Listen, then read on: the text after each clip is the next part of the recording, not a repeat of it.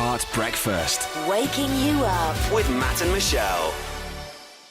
Here we are again. This is Bilbo Baggins. He is going to predict the winner of Strictly Come Dancing. Yes, you are. And it is Wednesday, the 14th of December. Now you have a little think about it, Bilbs.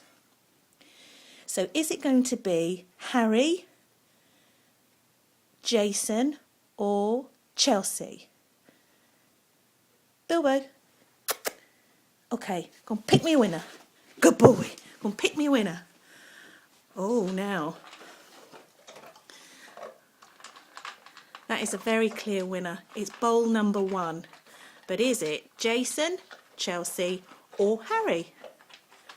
Let's have a look. All right, stop eating, Bilbs. Hold on. It's Team Jason. Team Jason is the winner. And this is 3 days before the final.